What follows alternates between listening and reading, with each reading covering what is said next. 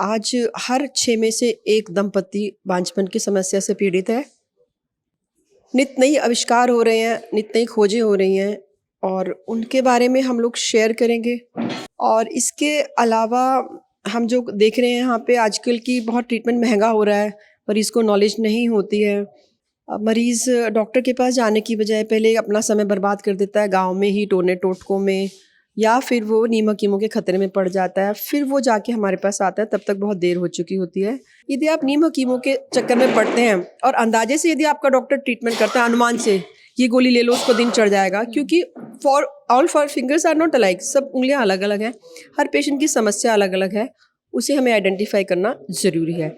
जहाँ पे 30 से पहले-पहले यदि लड़की अपने करियर के प्रति कॉन्शियस है, नहीं उसको बच्चे पैदा करने या कोई प्रॉब्लम है, she can preserve her eggs. Fertility preservation के नए-नए आयाम अब आ रहे हैं। इसी तरह से जो लड़का है वो अपने स्पर्म्स को फ्रीज़ करवा सकता है। इवन कपल्स के भ्रूण को भी फ्रीज़ किया जा सकता है कि हर लड़की की एक सपना होता है कि माँ बनना है। तो वो इस चीज़ को नज़रअंदाज ना करे, अपने माँ-बाप की बात सुनिए। यदि वो समय पे शादी करना चाहते हैं, शादी होने के बाद जो आजकल गर्भपात की गोलियाँ लड़कियों ने खानी शुरू करी हैं, वो बहुत ही खतरनाक एक आयाम है, जहाँ पे पिल्स खाई आपने कल्प की और आपको गर्भ की आपकी मृत्यु हो गई गर्भाशय में, बट उससे ट्यूब्स बंद हो जाती हैं और आगे बच्चा होने में दिक्कत आती है। So PCOD is a vicious cycle. कारण अगर हम जाने तो आज भी कोई एग्जैक्ट कारण नहीं है, बट कुछ लोगों में ये वंशानुगत होती है, कुछ लोगों में लाइफस्टाइल की वजह से होती है। जंक फूड का बढ़ता हुआ जो आज चलन हो गया है, और जो स्ट्रेस रहने लगा है हमारे अंदर, एक कल्चर चेंज हो गया कि छोटी-छोटी बातों पे हम तनाव ले लेते हैं, तो हमारे जो हार्मोन्स हैं अंदर बॉडी के गड़बड़ा जाते हैं। 3 ही चीज़ें हमें स्वस्थ रखती हैं, हमारे विचार कैसे हैं, हमारा आहार कैसा है और हमारी दिनचर्या कैसी है।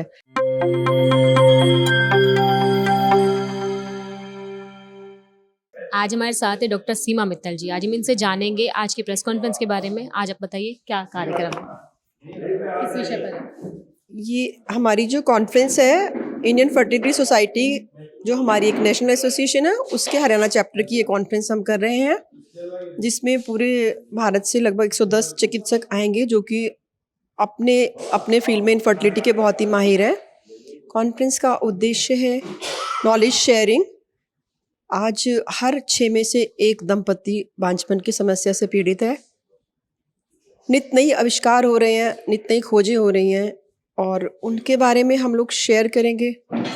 2 तरह के लोग हमारे पास आएंगे। हमारे पास हैं all India institute medical science की विभाग प्रमुख डॉक्टर नीना मल्होत्रा, हमारे स्टेट प्रेसिडेंट डॉक्टर पंकज तलवार, आरआर हॉस्पिटल मिलिट्री से डॉक्टर प्रसाद लेले, गंगाराम हॉस्पिटल से डॉक्टर श्वेता मित्तल, डॉक्टर गौरी, चंडीगढ़ से डॉक्टर उमेश जिंदल।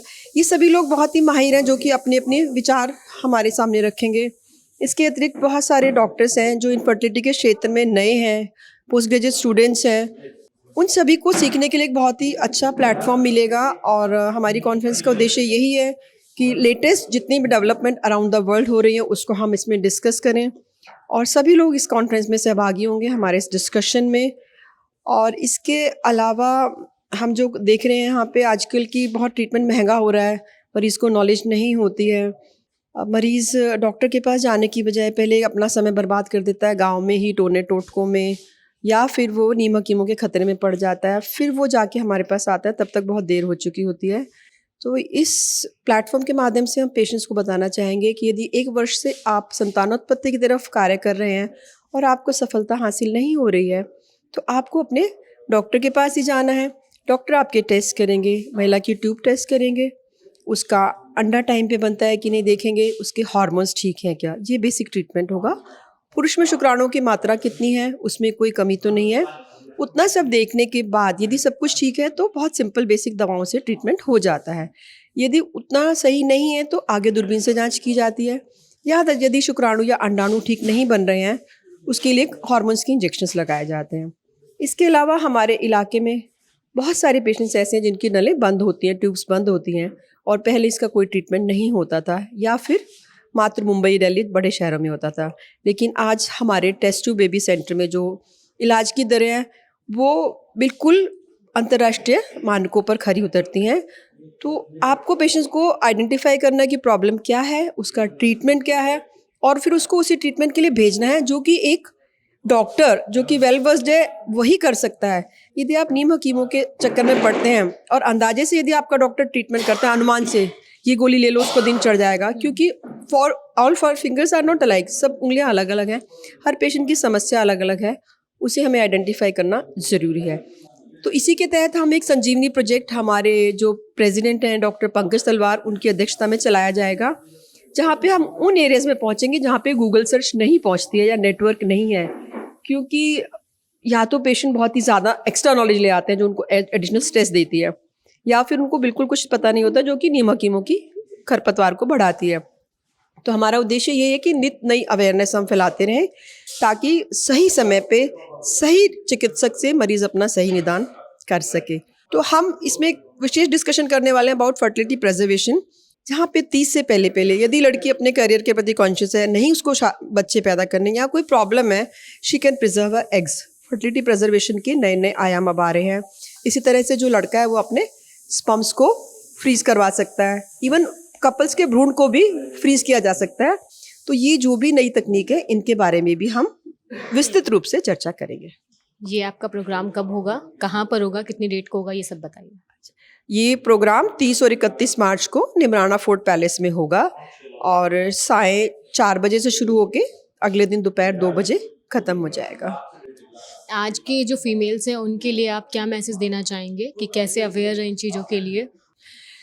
देखो, यही कहना चाहेंगे कि समय पे अपना परिवार शुरू करना, लड़कियों को उनकी प्राइम रिस्पॉन्सिबिलिटी मेरी नज़र में आज भी है कि हर लड़की की एक सपना होता है कि माँ बनना है, तो वो इस चीज़ को नज़रअंदाज ना करें, अपने माँ बाप की बात सुनिए। यदि वो समय पे शादी करना चाहते हैं और शादी होने के बाद जो आजकल गर्भपात की गोलियां लड़कियों ने खानी शुरू करी हैं, वो बहुत ही खतरनाक एक आयाम है, जहाँ पे पिल्स खाई आपने कल्प की और आपको गर्भ की आपकी मृत्यु हो गई गर्भाशय में, बट उससे ट्यूब्स बंद हो जाती हैं और आगे बच्चा होने में दिक्कत आती है। आजकल लड़कियों में कुछ पीसीओडी की प्रॉब्लम्स हो रही हैं, उसके बारे में थोड़ा बताइए। बहुत ही अच्छा सवाल उठाया आपने, क्योंकि हर बच्चे को पता है कि पीसीओडी क्या होता है, मगर ये क्यों होता है ये किसी को नहीं पता है। पीसीओडी यानी कि पॉलीसिस्टिक ओवेरियन डिजीज़, अमूमन हर महीने जब मासिक होता है उसके 14 दिन पहले एक एग हमारी अंडाशय से रिलीज़ होता है और 14 दिन बाद महीना आ जाता है। किसी कारणवश यदि वो एग रिलीज़ ना हो या फिर मल्टीपल एग्स बनते हैं तो मासिक डिले हो जाता है। पीसीओडी का मतलब पॉलीसिस्टिक ओवेरियन डिजीज़, जहाँ एक से अधिक एग बनते हैं, ऑलमोस्ट 12-12 अंडे बन जाते हैं एक एक अंडाशय में, लेकिन वो फट नहीं पाते हैं। उसकी वजह उससे क्या होता है कि उसका मासिक अनियमित हो जाता है, और जब जब मासिक अनियमित होगा, 1 महीना यदि मासिक नहीं आता है एक लड़की को, तो लगभग 1 किलो उसका वजन बढ़ जाएगा। और जब जब वजन बढ़ेगा, किसी का भी वजन बढ़ता है तो एक अजीब तरह की उदासी मन को घेर लेती है, तो डिप्रेशन बढ़ता है। So PCOD is a vicious cycle.